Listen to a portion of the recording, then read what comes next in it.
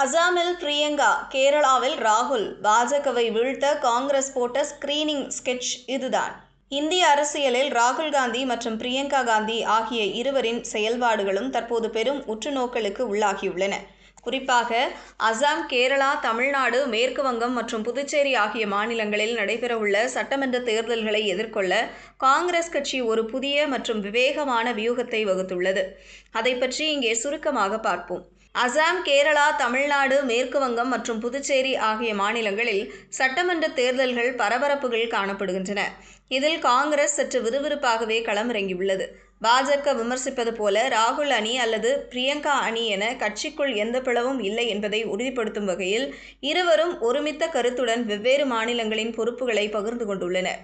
இந்த தேர்தல்களில் அவர்கள் கையாளும் நடைமுறை மிகவும் வித்தியாசமானதாகவும், அதே சமயம் அந்தந்த மாநில அரசியல் சூழலுக்கு ஏற்றவாறு திட்டமிடப்பட்டும் இருக்கிறது. அசாம் மாநிலத்தை பொறுத்தவரை அங்கு ஆட்சியை மீண்டும் கைப்பற்ற வேண்டிய கட்டாயத்தில் உள்ள காங்கிரஸ், பிரியங்கா காந்தி தலைமையில் ஒரு வலுவான ஸ்கிரீனிங் குழுவை அமைத்துள்ளது.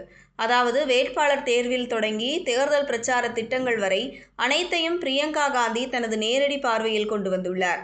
அவருக்கு துணையாக கர்நாடக துணை முதல்வர் டி.கே. சிவகுமார் மற்றும் சத்தீஸ்கர் முன்னாள் முதல்வர் பூபேஷ் பாகேல் போன்ற தேர்தல் வியூகங்களில் கைதேர்ந்த தலைவர்கள் நியமிக்கப்பட்டுள்ளனர்.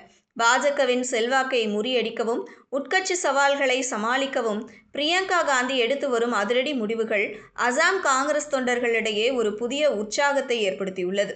மறுபுறம் கேரளா மாநில தேர்தல் ராகுல் காந்தியின் நேரடி மேற்பார்வையின் கீழ் கொண்டு வரப்பட்டுள்ளது.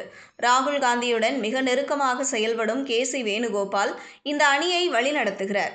இங்கு சச்சின் பைலட், சசி தரூர், கக்கன்யா குமார் போன்ற இளைய மற்றும் அனுபவம் வாய்ந்த தலைவர்கள் தேர்தல் மேற்பார்வையாளர்களாக களமிறக்கப்பட்டுள்ளனர்.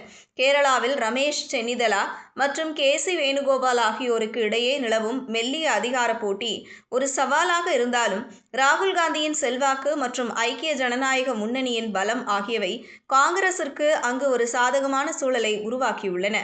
நம்ம தமிழகத்தை பொறுத்தவரை திமுக தலைமையிலான கூட்டணியில் காங்கிரஸ் ஒரு முக்கிய அங்கம் வகிக்கிறது. தொகுதி பங்கீடு மற்றும் அதிகார பகிர்வு தொடர்பாக சில கருத்து வேறுபாடுகள் எழுந்தாலும், ராகுல் மற்றும் பிரியங்காவின் நேரடி தலையீட்டின் மூலம் சுமூக தீர்வு காண முற்படுகின்றனர். மேற்கு வங்கத்திலும் தேர்தல் சவால்களை சந்திக்க காங்கிரஸ் தலைமை பல்வேறு மாற்றங்களை செய்து வருகிறது. ஒட்டுமொத்தமாக பார்க்கும்போது இந்திய அரசியலின் இந்த முக்கியமான தருணத்தில் ராகுல் காந்தியும் பிரியங்கா காந்தியும் ஒருவருக்கொருவர் துணையாக நின்று வெவ்வேறு முனைகளில் களமிறங்கியுள்ளனர். இந்த தேர்தல் முடிவுகள் அவர்களின் அரசியல் முதிர்ச்சிக்கும் காங்கிரஸ் கட்சியின் எதிர்காலத்திற்கும் ஒரு மிக முக்கியமான அக்னி பரீட்சையாக அமையும் என்பதில் எந்தவித சந்தேகமும் இல்லை. பொறுத்திருந்து பார்ப்போம்.